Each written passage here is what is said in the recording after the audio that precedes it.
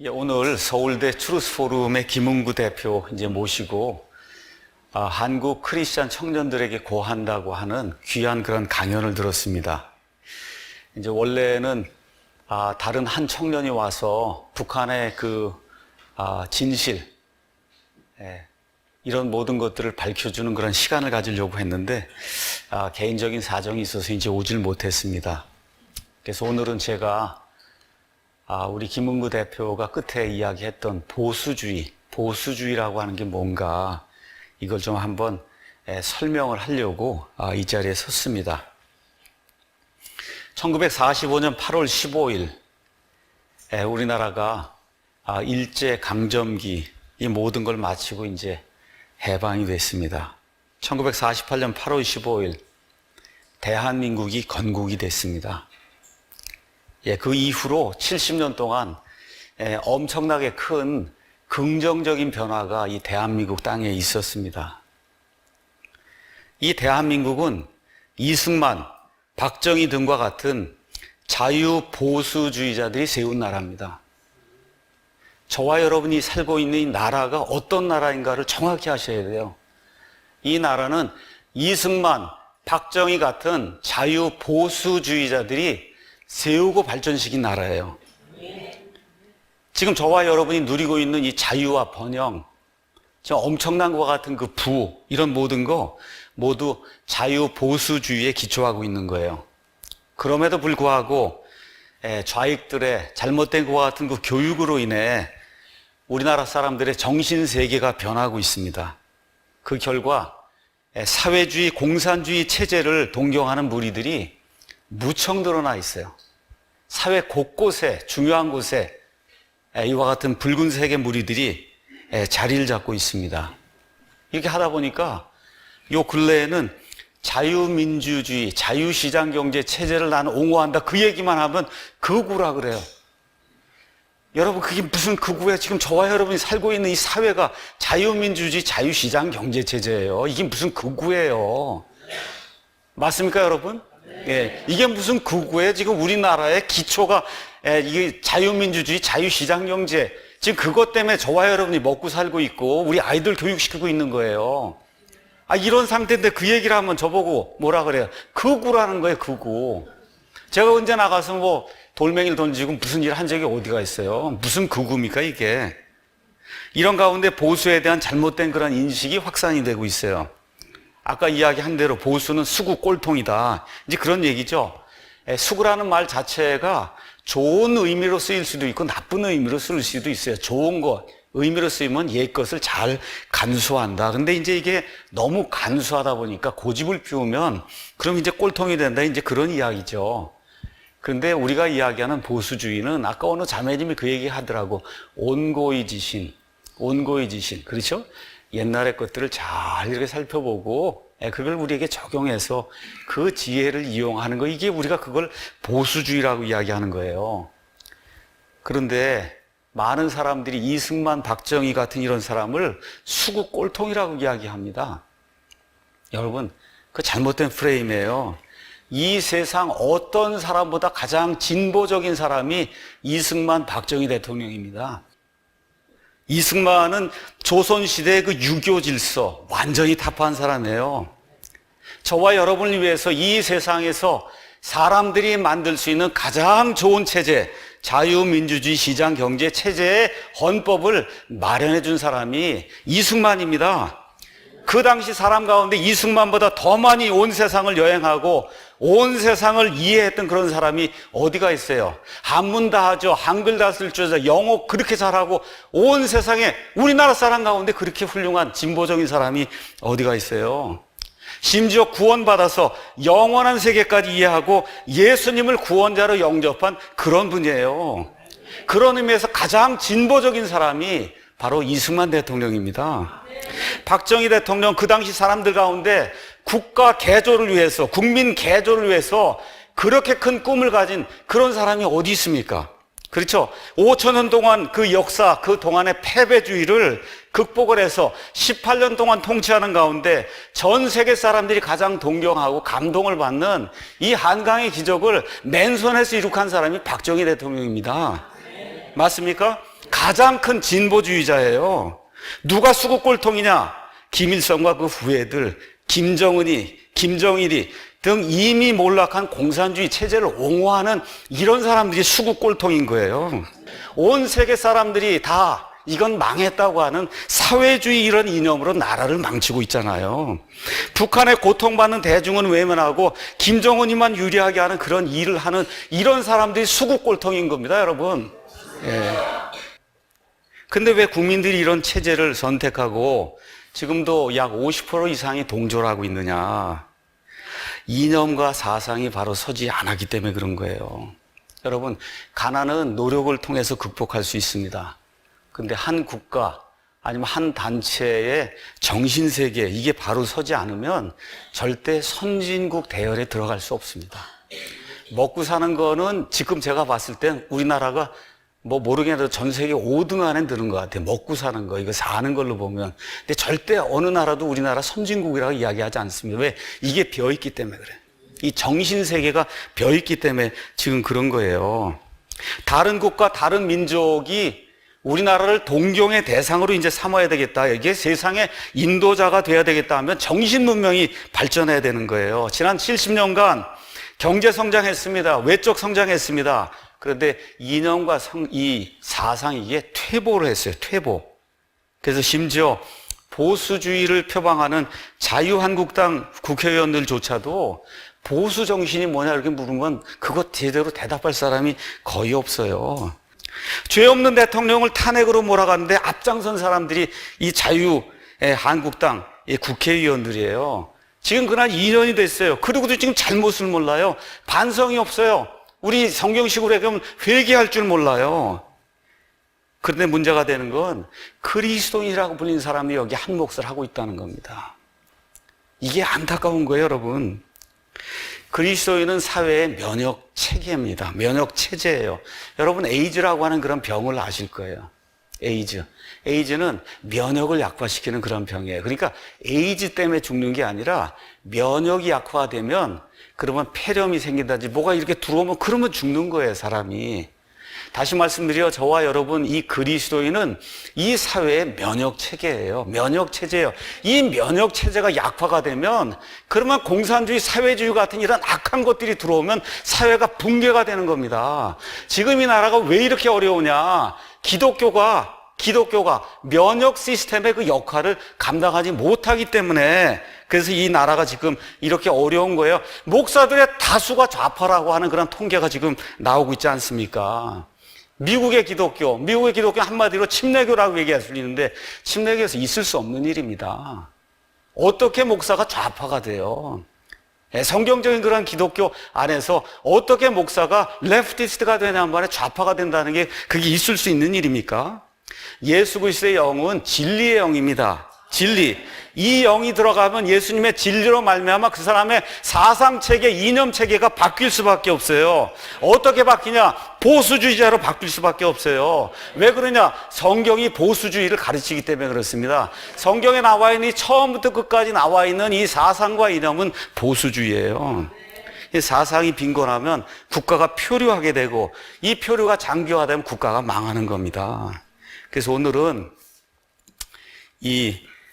러셀 커크라고 한 사람이 지은 보수의 정신이라고 하는 굉장히 두꺼운 책이에요. 제가 다 읽지 못했습니다.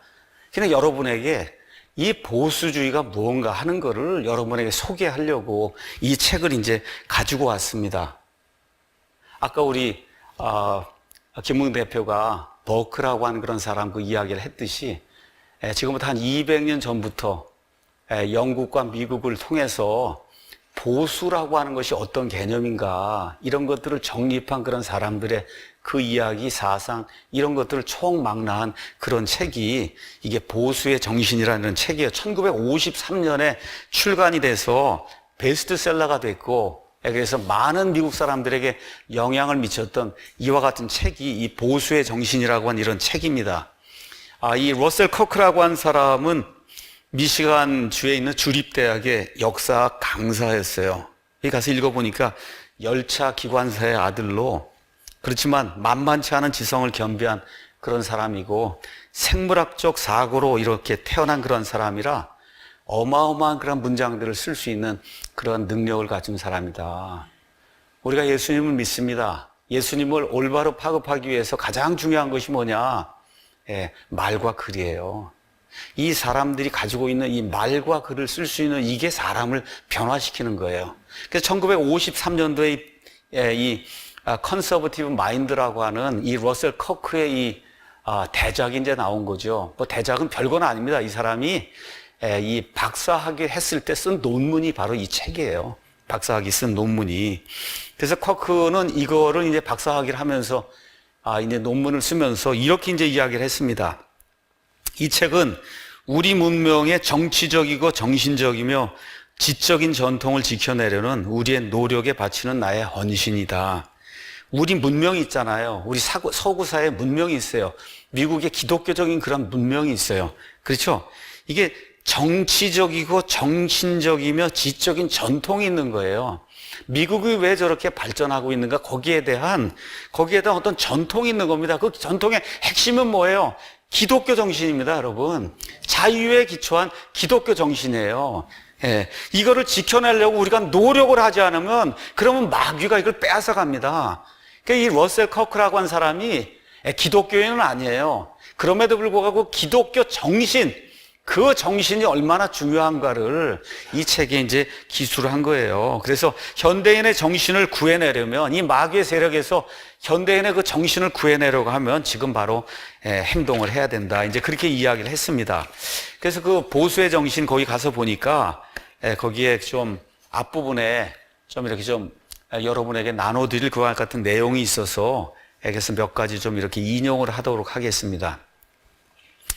그는 이제 이렇게 이야기했어요. 이 혼란한 시대에 보수주의 개념들이 어떤 의미가 있는지 따져보는 동시에 그 내용을 평가하는 게 이 책의 목적이다. 많은 사람들이, 미국 사람 포함해서 괜히 컨서버티브, 이렇게 보수주의자다 그러면 아까 제가 얘기한 대로 이 좌파의 파퓰리즘, 여기 이 어떤 그 세뇌 공작에 빠져갖고 아까 이 김은구 대표가 얘기한 게 딱 맞는 거예요. 보수주의의 반대는 급진주의, 혁명주의예요. 진보가 아니에요.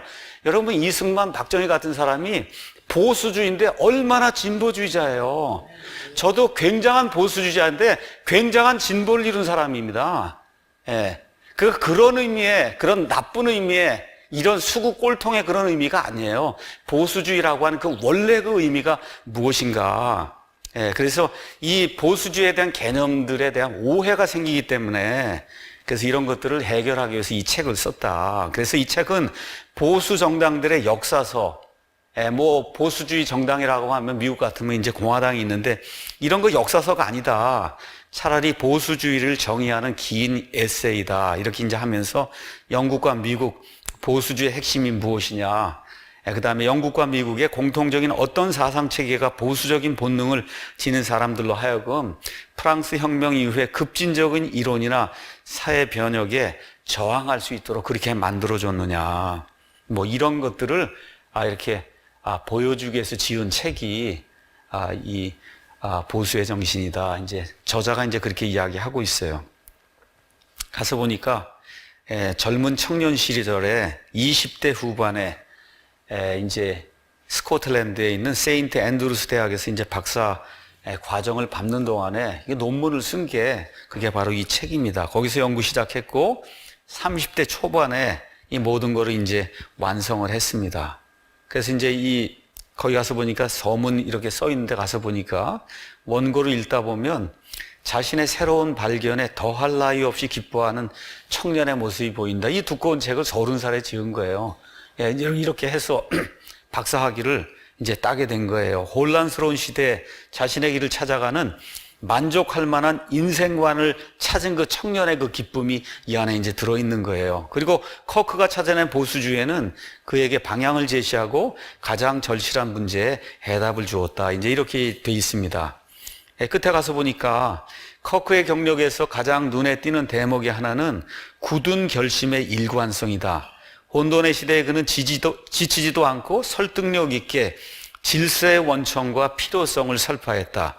모든 가치는 상대적이고 의지와 욕망에서 비롯된다는 그릇된 예언자들에 맞서 그는 가치의 불변성을 강조했다. 그리고 인간이 무슨 일이든 할 수 있다고 믿는 사람들에게 창조와 존재의 질서를 존중하는 것이 지혜의 시작이라는 사실과 겸손을 가르쳤다. 우리 전문도 그러잖아요. 하나님을 두려워하는 게 지혜의 시작이다. 이 보수주의가 바로 이거예요. 하나님을 두려워하는 거예요.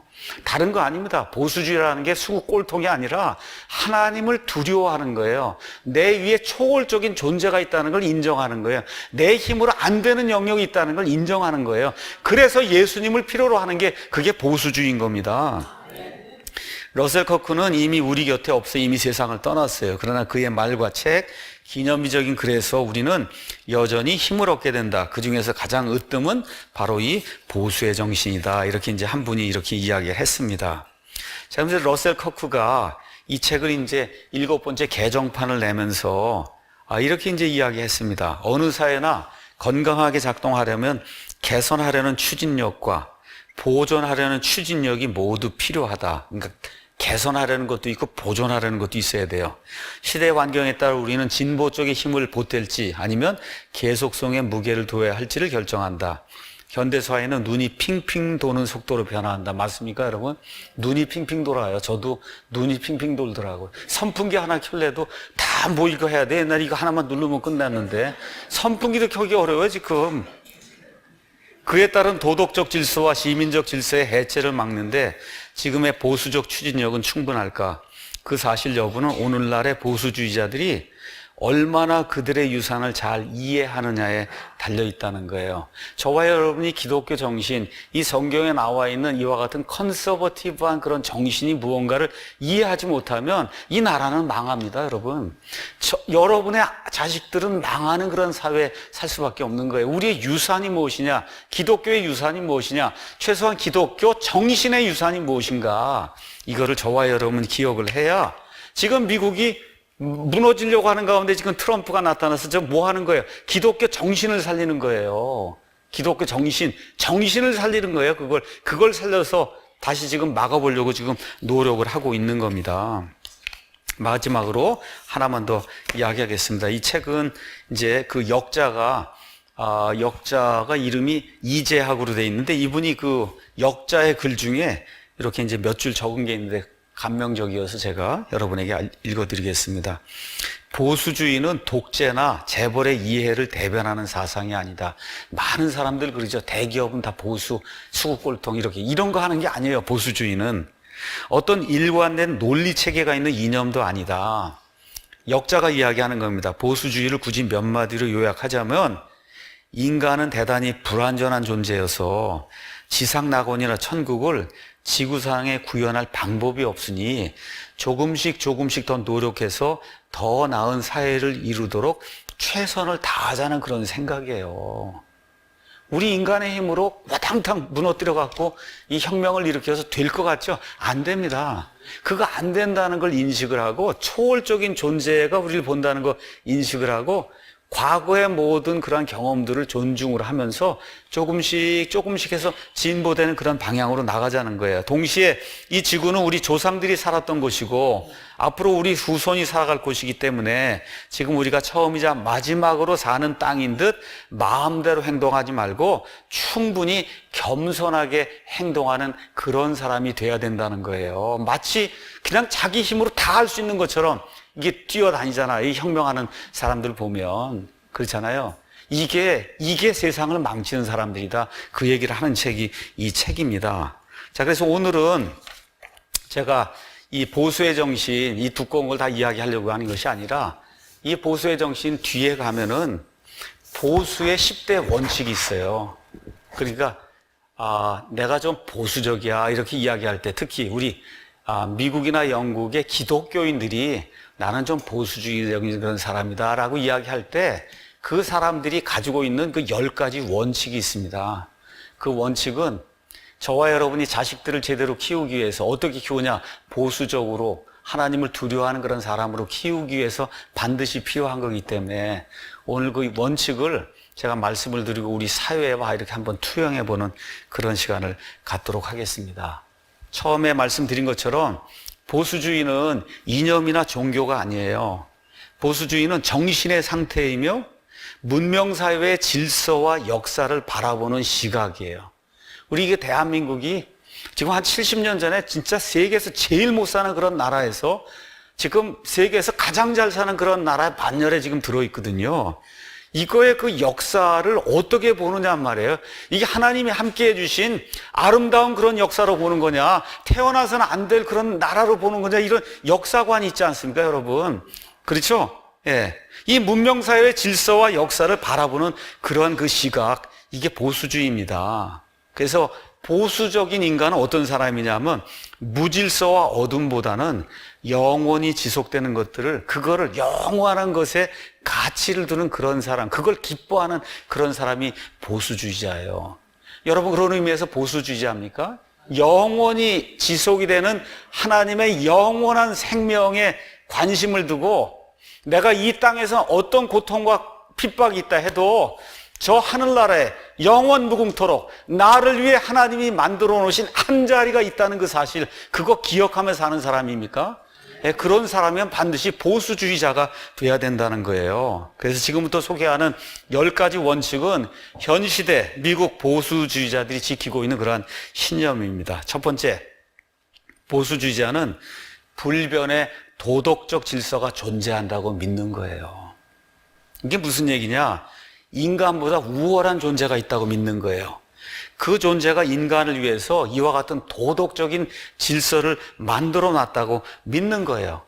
그래서 그 우월적인, 나보다 훨씬 뛰어난 그와 같은 이 창조자, 우리 식으로 얘기하면 창조자 하나님이, 그렇죠, 우리 인간을 만들어 놓고, 그렇죠, 그 인간에게 도덕적인 그와 같은 질서를 이 양심이라고 하는 거 안에 주었다는 겁니다.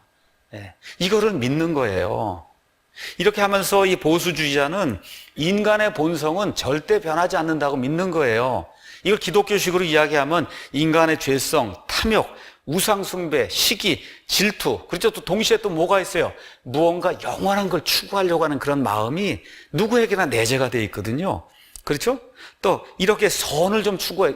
어떤 사람이 나는 악한 일만 하고 살겠다는 사람이 어디 있어요? 누구나 다 좋은 일을 하려고 하는데 모든 게 맞지 않으니까 자꾸 악한 일을 하잖아요. 이러한 거는 불변한다는 거예요. 이거 사람 안에 내재가 되어 있는 이런 거. 그래서 인간의 내부에 박혀 있는 도덕적 진실, 양심 안에 하나님이 이렇게 박아놓은 그와 같은 그 도덕적 규범, 이런 건 영원하다는 거예요. 그래서 질서는 조화를 의미해요. 그래서 사람 하나하나를 보면 영혼의 내적인 질서가 있고, 이렇게 사람이 모이면 이런 국가나 이런 걸 형성하잖아요. 국가든 교회나. 그럼 공동체에 드러나는 외향적인 그런 질서가 있다는 거예요. 이런 질서가 있고 도덕적인 이와 같은 규범이 있기 때문에, 그래서 옳고 그른 거를 구분할 수 있다는 겁니다. 이게 개나 돼지하고 다른 거예요, 우리 인간이. 옳고 그른 거를 구분할 수 있다는 거예요. 그래서 정의와 명예를, 여러분, 돈이나 이런 거, 내가 거짓말해서만 하는 거, 이거보다 더 소중히 여기는 거예요. 이렇게 하니까 어떻게 해요? 법을 지키는 사람이 되는 거예요. 이 보수주의자는 법을 지키는 사람이 되는 거예요. 떼법 쓰고 광장으로 밀고 나가고 촛불 들고 횃불 들고 이런 거, 이런 건 아무리 그 사회에 부자가 많아도 우리 보수주의자인 그런 입장에서 그건 나쁜 사회인 거예요, 여러분. 저급한 사회예요. 저급한 사회. 그래서 옛날에 그리스 이런 시대에 소크라테스 이런 그 철학자들은 뭐라고 이게 민주주의를 하면 안 된다 그런 거예요. 왜 그러냐? 이게 일반 대다수 사람이 할 수 없는 시스템이라고 본 거예요. 그렇죠? 정신적으로, 이성적으로 뛰어난 그런 사람들이 국가를 이렇게 인도를 해야지, 누구나 한 표 하면은 그럼 어떻게 저급한 사회가 온다 그래서 그거를 반대했던 거예요. 그러니까 이게 보수주의자들이 가지고 있는 그것은 뭐냐? 질서를 지켜야 된다는 겁니다. 그 질서가 옛날에 왕이 힘을 가지고 자기가 이거 하는 걸로 했는데, 이게 바뀌면서 자유민주주의 이런 세상이 되면서 그걸 뭐에다가 그걸 다 힘을 줬어요? 헌법에 줬잖아요. 그렇죠? 헌법을 지키는 그런 사람이 돼야지, 그래야 보수주의자가 되는 거예요. 두 번째 원칙은 뭐냐? 보수주의자는 관습, 널리 오랫동안 사람들이 이렇게 합의한 그와 같은 지혜, 그 다음에 계속성을 중시하는 그런 사람들입니다. 그래서 이 보수주의자들의 마음속에는 이런 게 들어있는 거예요. 사람들이 오랫동안 1000년, 2000년, 3000년 이렇게 지켜온 그런 관습이 사실 살펴보면 사람들을 평화롭게 이렇게 만들어주는, 살도록 만들어주는 그런 거라는 거예요. 그래서 이런 관습을 파괴하는 그런 사람들은 사실은 그들이 알거나 희망하는 양보다 훨씬 더 많이 부숴버린다는 겁니다. 여러분 한번 생각해 보세요. 지금 레닌이 스탈린이 일어나갖고 급진적으로 뭘 해갖고 세계에 평화를 가져와야 되겠다 그런 공산주의를 시작했잖아요. 그렇잖아요. 관습을 완전히 다 파괴해버렸어요. 그 파괴한 결과가 뭐예요? 지금 중국, 소련, 이 베트남, 캄보디아, 북한에서 1억 명 이상 사람을 죽인 거예요. 자기들이 무언가를 이렇게 해서 급진적으로 내려오는 관습을 바꾸면은 그럼 세상에 뭔가 이루어질 거를 이렇게 착각을 하는데 그게 아니라는 겁니다. 그게 아니라는 거예요. 그래서 이분이 이렇게 이제 썼습니다. 성공적인 혁명가들이 오래된 관습을 철폐하고 널리 오래 합의된 지혜를 조롱하고 사회 제도들의 계속성을 파괴했을 때 파괴하자마자 뭘 느끼냐? 곧바로 새로운 관습과 계속성 등을 수립해야 할 필요를 느끼는 거. 다 파괴하고 나니까 보니까 그게 좋았던 거예요. 그게. 그러나 그 새로운 수립 과정은 고통스럽고 아주 느린 겁니다. 또 그 결과로 등장하는 새로운 사회 질서는 급진주의자들이 지상의 천국을 수립하려는 열정 때문에 부숴버린 구 질서보다 훨씬 더 열등하다는 거예요. 지금 우리가 살고 있는 지금 이 시대 2018년이 바로 이런 거예요. 2016년, 15년보다 훨씬 나쁜 거예요. 기억을 해야 되는 겁니다. 다시 말씀드려 신중하게 변화를 추구해야 돼요. 단계적으로. 그렇죠? 이렇게 디딤돌을 이렇게 놓아가면서 한 발 한 발 신중하게 차별적으로 이렇게 해서 무언가 관습을 바꿔야 되는 거예요. 예멘 난민이 들어온다. 그러면 생각을 해봐야 되는 거예요. 이게 통계적으로 전 세계 모든 나라들이 이거 받았을 때 어떻게 됐는가 이렇게 생각을 하고 차분차분 이렇게 해야 되는. 이거 그냥 가서 곧바로 승인을 내주면 안 된다는 거예요. 그러니까 보수적으로 그렇게 신중하게 생각을 해야 되는 거예요. 세 번째, 보수주의자는 규범이라는 원칙을 믿는 사람이에요. 그래서 여기 와서 보니까 이렇게 표현했습니다. 이 보수주의자는 현대인을 어떻게 보느냐. 현대인은 커다란 거인이 있는데 거인의 어깨 위에 난쟁이가 앉아 있다는 거예요. 여러분 난쟁이가 이렇게 앉아 있으면 보입니까? 안 보입니까? 안 보이잖아요. 근데 거인 위에 난쟁이가 앉아 있으면 저 끝까지 보이죠? 그렇죠? 그 거인이 뭐냐? 과거에 우리 조상들이 만들어준 모든 시스템이 그게 거인이라는 거예요. 그래서 그 조상들이 이렇게 과거에 만들어놓은 모든 것들 그 위에 타고 올라서 그래서 세상을 넓게 보는 거예요. 신중하게 이렇게 보는 그러한 관점이 그게 보수주의적인 그런 관점이다. 그래서 이들이 그들의 조상보다 더 멀리 바라볼 수 있는 유일한 이유는 나보다 앞서갔던 그 사람들의 그 지혜, 그 사람들의 시스템, 이런 모든 것들이 축적된 그 결과 때문에 내가 더 멀리 볼 수 있다 이렇게 생각을 하니까 어떻게 해요? 겸손해지는 거예요, 사람들이. 따라서 보수주의자는 오랜 기간 관습으로 굳어진 규범의 중요성을 매우 자주 강조하여 인간의 정신이 그 반대로 달려가지 않도록 하는 그런 사람이에요. 쉽게 말씀드려 동성애라고 하는 거, 하나님이 이 땅에 사람 만들고 6,000년 지났습니다. 처음 만들어서 하나님이 남자와 여자를 만들어서 남자와 여자가 한 몸이 되는 이와 같은 영어로 헤테로지니우스, 그러니까 이성 간의 결합, 이것이 정상적인 거예요. 그게 6,000년 동안 내려온 그게 일반적인 관습이에요. 이거를 깨면 안 된다는 거. 이게 반대로 나가는 게 그게 혁명주의라는 거예요. 그게 리버럴한 겁니다. 안 된다는 겁니다. 왜 그래요? 오랜 기간 관습으로 보니까 그거 하면 난 망한다는 거예요. 로마도 그것 때문에 망했고, 그렇죠? 웬만한 그런 문명이 망하는 데 가서 보면 잉카 제국이니 마야 제국이 왜 망했느냐 가서 살펴보면 동성애가 있다는 거예요. 그 뒤에 소돔과 고모라가 그것 때문에 망하고 그러기 때문에 이런 그 과거의 지혜를 살펴보고 동성애는 안 되겠구나 하고 그렇게 이 과거의 관습과 조상들이 준 이런 것들을 잘 지키려고 하는 이게 보수주의자인 겁니다. 이렇게 하다 보니까 네 번째 원칙이 뭐냐? 보수주의자는 신중함이라는 원칙에 따라 행동하는 사람이에요. 그래서 보수주의자는 자유주의자나 급진주의자들이 신중하지 않다고 말하는 사람이에요.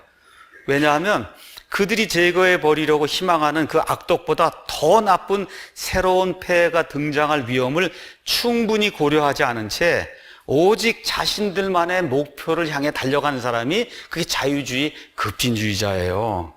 그래서 보수주의자는 이걸 하게 되면 어떤 결과가 생길까를 깊이 생각을 하고 심사숙고한 뒤 행동하는 그런 사람입니다. 박근혜 대통령 탄핵 이제 2년이 돼 갑니다. 지금 2년 동안 다 거짓말이죠. 세월호 7시간부터 시작해서 박근혜 대통령에 대한 그 거짓 페이크 뉴스 지금 나오는 거 보세요. 다 거짓말이에요. 다. 맞습니까, 여러분? 이렇게 해서 세상을 바꿔놨잖아요. 그럼 이 세상이 나으냔 말이에요. 완전 거짓말로 점철된 이런 세상인데. 그래서 어떻게 해요? 신중하게 해야 되는 거예요. 당장으로 뛰어나가면 안 되는 거예요. 신중하게 이게 어떻게 된 건가 제대로 살펴보고 해야 되는 거예요. 다 거짓말입니다. 무슨 최순실이 300조가 있고 그렇잖아요. 예. 뭐 정유랑가 무슨 뭐 박근혜 대통령 딸이라 그러고 태블릿 PC가 어쩌고저쩌고 다 거짓말 아닙니까? 지금 와서야 많은 사람들이 뭐라 그래요? 그때가 훨씬 낫다 그러잖아요. 누가 그래요? 거기 뛰쳐나간 자영업자이다 그러잖아요. 지금 보니까 옛날이 훨씬 낫다. 옛날이 훨씬 낫다. 근데 그거 진짜입니다. 옛날이 훨씬 낫어요. 예, 훨씬 낫어요. 여러분, 북한과 협력한다고 해서 지금 무장해제 다 시켜놨잖아요. 어떻게 해야 돼요, 여러분? 신중하게 해야 되는 거예요. 저렇게 풀어놓으면 안 되는 겁니다. 맞습니까, 여러분? 그래서 우리가 보수주의를 하자고 하는 거예요, 보수주의를. 미국이 왜 그래요? 그렇게 힘이 있는데도 어떻게 신중하게 하자는 거 아닙니까? 이 국방의 문제 이런 거 한 번 잘못되면 그냥 나라가 망하는 거예요. 다섯째, 보수주의자는 다양성의 원칙을 중시하는 사람입니다. 이게 굉장히 중요한 거예요. 이 좌파들이 제일 싫어하는 겁니다. 이게 어떤 문명에서도 건강한 다양성을 보존하려면 질서와 계급이 있어야 된다는 거예요. 물질적 조건의 차이가 있어야 돼. 어떤 사람은 20평 아파트 살고 30평 살고 어떤 사람은 50평, 어떤 사람은 1000평 아파트 사는 그러한 차이가 있어야 건강한 사회라는 거예요, 여러분. 다양한 종류의 불평등이 살아남아야 건강한 사회라는 거예요. 오직 유일한 형태의 평등은 하나님의 심판 앞에서만 가능하다고 믿는 겁니다. 사람이 사는 이 사회는 구조적으로 사람 자체가 잘못되어 있기 때문에 이 사회에서 완전한 평등을 추구한다는 건 불가능하다고 믿는 거예요. 그 밖에 모든 평등화의 시도, 사람이 하는 그 시도는 기껏해야 사회적인 정체로 이어질 뿐이다. 이렇게 이제 믿는 겁니다. 여러분, 왜 차별이 존재해요? 여러분 가면 왜 맛집만 찾아요? 여러분이 만드는 거예요. 그 맛집을 만들어서 어떻게 해요? 경쟁을 시키니까 맛있는 집이 나오는 거예요. 여러분이 핸드폰 이게 좋다고 하니까 그 회사께 팔리는 거예요. 어느 사람이 제일 나쁜 걸 원하겠어요? 그렇죠. 어떤 사람이 제일 맛없는 집에 가겠어요? 누가 만드냐? 여러분이 만드는 거예요. 그렇게 만들어야 경쟁이 돼야 그 사회가 좋은 사회가 되는 거예요. 저비용 사회가 되는 거예요. 누구나 다 3등이다. 누구나 나가나마나 다 10등이다. 이건 뭐하러 삽니까, 이 세상을? 그렇잖아요. 지금 뭐 무슨 교육감이 있는데 그 교사가 얘기하는 거예요. 교육감에 와서 무슨 이 국가체전이나 이런 거 나가서 선수들 그런 거 하지 말라 그런다는 거예요. 참여하는 데 의미가 있는 거지. 1등이든 소용이 없다. 이게 여러분 말이 됩니까? 들어보세요. 얼마나 좋아요. 참여하는데 여러분 절대 안 되는 거예요. 이왕이면 1등 하셔야 되는 겁니다. 예. 이왕이면 1등 해야 돼요. 축구도 하면 이왕이면 1등 해야 되는 거예요. 왜 가서 참여하는 데 의미를 찾아요? 이렇게 하면 발전이 있겠어요? 발전이 없는 거예요. 발전이 없는 거예요. 이거 안 되는 사회예요. 안 되는 거예요. 그래서 이렇게 하는 가운데 열심히 노력해도 도태가 되는 이런 사람들을 사랑과 배려로 이 약자들을 도와주는 이런 시스템을 구축을 해야지 잘 나가는 사람 하지 못하도록 만들고 끌어잡아 당기고 그렇죠. 이렇게 하는 사회가 되면 다 같이 공멸하는 겁니다. 다 같이 공멸하는 거예요. 그래서 다양한 게 당연한 거예요. 다양한 게 건강한 거예요. 여러분 다 같이 20평 아파트 살아봐요. 다 같이 50평 살아봐요. 다 같이 에크수 갖고 재미 하나도 없는 거예요. 축구하러 나가는데 다 10등 하면 뭐하러 축구 게임을 합니까 이게? 그렇지 않습니까? 열심히 해서 1등도 하려고 그러고 바이올린도 열심히 해서 하려고 그래야 그 안에서 하나님이 주신 그 최고의 가치를 구현해서 많은 사람들에게 영향을 미치고 아름다움을 끼치는 거 아니에요. 그게 사람이 존재하는 이유예요. 맞습니까, 여러분? 그래서 열심히 공부해야 되고 열심히 일해야 되는 거예요. 예. 이렇게 되면 어떻게 돼요? 자연히 차등이 생기는 거예요, 여러분. 차등이. 그 생기는 게 당연한 겁니다. 그게 당연하지 않다고 하는 게 그게 마귀예요. 예. 누구나 다 공평하게 해야 된다고 하는 게 마귀다. 6번째 원칙이 뭐냐? 인간은 불완전하다는 원칙에 따라 보수주의자들은 스스로를 억제하는 사람이다. 그러니까 이 사람들은 어떻게 생각하냐? 인간의 본성은 치유할 수 없는 어떤 중대한 결점을 가지고 있다는 거예요. 인간의 본성에. 그래서 인간은 불완전하기 때문에 완벽한 사회 질서를 창조할 수 없다고 믿는 거예요. 우리 힘으로 안 된다. 그래서 보수주의자는 어떤 사람이 유토피아를 건설하겠다고 이렇게 하면 반드시 그 건설하는 일이 참사로 끝난다고 그렇게 믿고 있는 거예요. 역사가 그렇게 기록을 하고 있어요. 이상주의에서 유토피아 만든다고 하면 100% 다 실패합니다.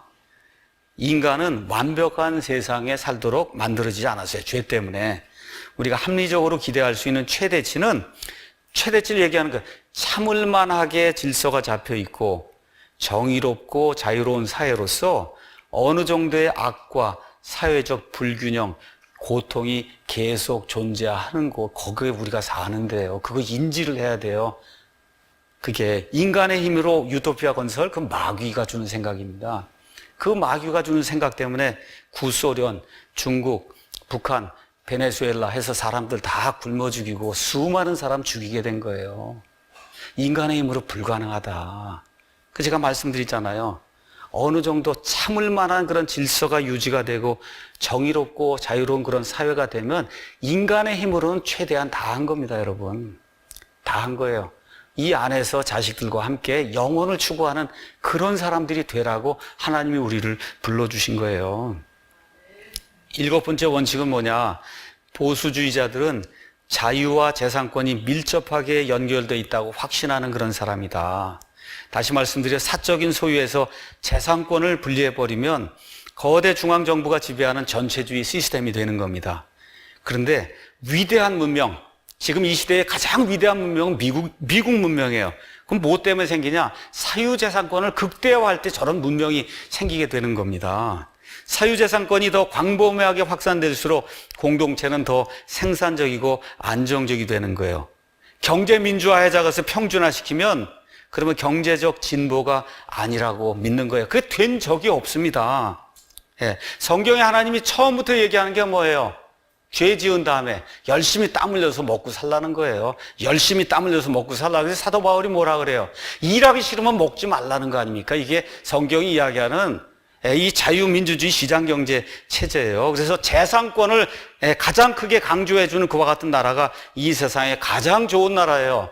남의 것 다 빼앗아서 무슨 소득주도 성장한다 그러고 반기업 정서 한다 그러고 노조 편향적으로 이 노사 운영을 하고 이렇게 해서는 국가가 망합니다. 노동의 유연성, 이 쓰고자 하는 사람이 이 노동하는 그런 사람들을 유연하게 이렇게 고용하고 해고할 수 있는 이와 같은 자유가 없이 성공한 나라는 하나도 없습니다, 여러분. 지금 현대자동차, 기아자동차의 문제가 뭐예요? 다 아시잖아요. 민노총 때문에 안 되는 거예요. 안 되는 겁니다. 대다수 기업의 또 문제가 뭐예요? 지금 상속세가 60%라 그래요. 그러니 어떻게 해요? 열심히 일하고 나서 그럼 끝나면 국가가 다 가져가면 국가기업이 되는 거예요. 그 누가 열심히 일하겠습니까, 여러분? 그렇잖아요. 누가 열심히 일하겠어요? 예. 이런 게 되면 안 된다. 그게 뭐예요? 국가 공영기업이 되는 거거든요. 삼성이나 그렇게 만들면 여러분, 그럼 우리가 망하는 거예요. 기억해야 돼요. 국가가 경영해서 된 적이 없습니다. 기업을. 미국에도 처음에는 이 나라가 세워질 때 국가에서 경영을 많이 해봤어요. 이 기찻길도 해서 하면 국가에서 사람들 시켜서 한 건 기찻길이 제대로 되질 않아요. 근데 민영화해서 그걸 딱 놔주면은 순식간에 그 길이 뚫리는 거예요. 안 됩니다, 그게. 안 돼요. 그래서 국가 주도로 뭘 한다고 하는 것은 그건 후진국 형태의 그와 같은 국가이고, 국가가 무언가를 남의 재산을 마음대로 빼앗아가는 어떤 세금의 형태라도 이렇게 빼앗아가는 거, 이것은 안 되는 거다. 8번째, 보수주의자는 자발적인 공동체를 지지하고 강제적인 집단주의에 반대하는 사람이에요. 그러니까 보수주의자의 가장 큰 특징이 뭐냐? 영혼의 자유를 가장 중요하게 여기는 겁니다. 영혼의 자유. 내가 원하는 거 먹고, 내가 원하는 거, 원하는 차 타고, 원하는 집 가지고, 원하는 교회 다니고, 내가 원하는 대로 할 수 있는 거, 이거 하는 걸 최고의 가치로 치는 사람이 그게 보수주의자예요. 근데 이거를 국가나 뭐가 나타나서 통제를 하기 시작하면 그러면 죽을 맛이 되는 겁니다, 여러분. 죽을 맛. 그게 뭐예요? 사회주의, 공산주의인 거예요. 근대 민주주의에서 신중하고 유익한 것은 모두 의지의 협력을 통해서만 가능하다. 잘 들으세요. 민주주의라는 추상적 이름 아래 이루어지는 정치적 명령이 공동체 이와 같은 의지의 협력의 기능을 대신할 때 인간의 존엄과 자유는 파괴된다. 왜냐하면 국가는 자신을 이룬 수많은 작은 공동체보다 강하지 않기 때문이다. 중앙 집중화된 정부, 자꾸 사람 늘리고 공무원 늘리고, 그렇죠? 이 재정 늘려서 공공부 한다고 이렇게 해서 그럼 뭐예요? 결국은 국가가 모든 걸 다 지배하겠다는 거거든요. 이거 중앙 집중화된 정부, 선택된 관리자들과 공무원들은 아무리 잘 훈련받고 선의를 가졌다 해도 대량의 인구에게 정의와 번영, 고요함을 가져다 줄 수 없습니다. 왜 그래요? 역사를 보니까 안 됩니다, 인간이. 자기 것이 아니고 남의 에서 이렇게 하는 거 거기에다 신경을 써서 내일처럼 할 사람은 없어요. 인간이 아무리 좋은 공무원이라 안 되는 겁니다, 이게. 각종 위원회를 만들고 완장을 찬 뒤에 민의를 대변한다고 하면서 그래서 법치를 망치는 그런 일을 하는 거예요. 그러면서 들고 나오는 구호가 뭐예요? 사회적인 합의라고 얘기하는 거예요. 사회적 합의가 뭐예요? 자기들끼리 합의지 무슨 사회적 합의입니까? 자기들끼리 모여갖고 하는 합의지 무슨 사회적 합의예요. 그 이름은 그럴듯해요. 사회적 합의. 그 자기들끼리 좋아하는 사회주의 좋아하는 사람들끼리 모여갖고 뭘 만들어요? 떼법을 만드는 거예요. 그래서 법치를 무시하는 그런 행위 우리 보수주의자들은 싫어하는 거예요. 9번째, 보수주의자는 인간의 이와 같은 그 권력 이런 거를 신중하게 자제해야 할 필요를 인지하는 사람이다. 권력은 다른 사람들의 의지와 무관하게 내가 원하는 대로 이렇게 할 수 있는 게 그게 능력이 그게 권력이에요. 개인이나 집단이 다른 사람의 의지를 견제 없이 지배하게 되면 전체주의 독재가 돼. 말을 못하게 하잖아요. 그게 가장 큰 게 뭐야? 언론을 통제해서 그거 외에는 못 내보내게 하는 이런 일들. 인간의 본성에 선악이 섞여 있다는 사실을 알기 때문에 보수주의자는 단순한 것과 같은 호의를 신뢰하지 않습니다. 그래서 보수주의자들은 헌법적인 제약, 정치적 견제와 균형, 법률의 적절한 강제, 그 다음에 의지와 욕구를 억누르는 억제의 미묘한 그물망 이런 거를 자유와 질서의 도구로 승인하는 거예요. 법치를 존중하는 거예요. 여러분 탈원전 하려면 의견을 듣고 그러고선 탈원전을 해야지 쑥 가갖고 오늘부터 원전 안 한다 그러면 됩니까 이게? 그렇잖아요. 이런 방식으로 하는 거 이거 안 된다는 겁니다. 10번째, 사려 깊은 보수주의자는 활력이 넘치는 사회라면 영속성과 변화를 반드시 인정하고 조화시켜야 된다고 생각하는 그런 사람이다. 그러니까 보수주의자는 사회 개선을 반대하는 사람이 아니에요. 다만 보수주의자는 합리적이고 온건한 방향으로 진보를 이루어 나가야 된다. 이렇게 믿는 사람입니다. 근데 진보를 무작정 숭배하는 거 그건 반대하는 거예요. 무조건 뭔가 후닥닥 돼야 된다 이거 반대하는 거예요. 진보주의자들은 새 것이 무조건 옛 것보다 좋다고 믿어요. 무조건 새 게 좋다는 거예요. 여러분 그렇지 않습니다. 과거에 우리 조상들이 만들어 놓은 그런 모든 걸 차곡차곡 쌓여갖고 지금 저와 여러분의 이렇게 안정되고 평화로운 그런 삶을 주는 거예요. 이걸 다 없애고 새 걸로 갈아 놓으면 죽습니다, 여러분.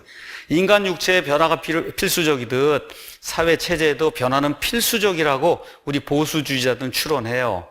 자기 자신을 새롭게 만들자는 몸은 죽기 마련입니다. 그러나 그 육체가 활력을 유지하려면 변화는 그 육체의 본질이나 형태와 조화를 이루는 규칙적인 태도로 그 변화가 생겨야지 육신이 이걸 좀 강화해야 되겠다 그러고 그래갖고 여러분 이 UDT 훈련이라고 시키면 제가 견디겠어요, 여러분 이게?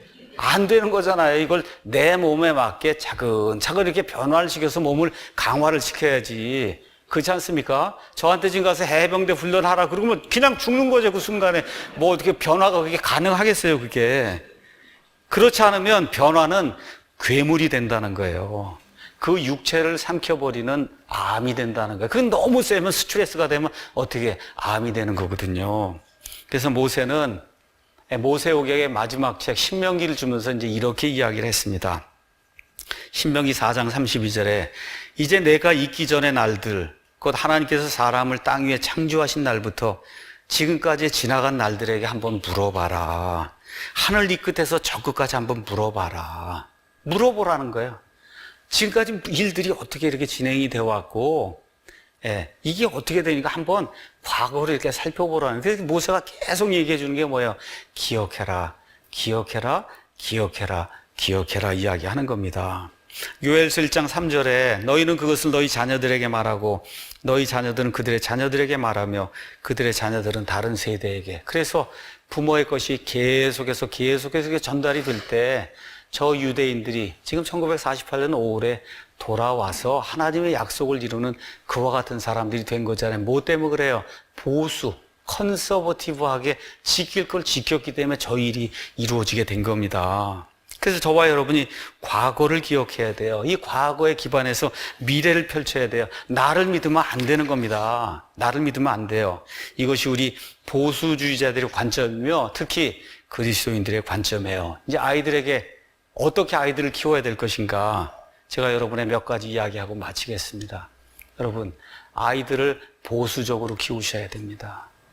보수적으로 키운다는 게 뭐냐? 어른을 공경할 줄 알아야 돼요. 어른을 만나면 인사할 줄 알아야 돼요. 미풍양속을 존중할 줄 알아요. 여러분 지금 전철이고 한번 가보세요.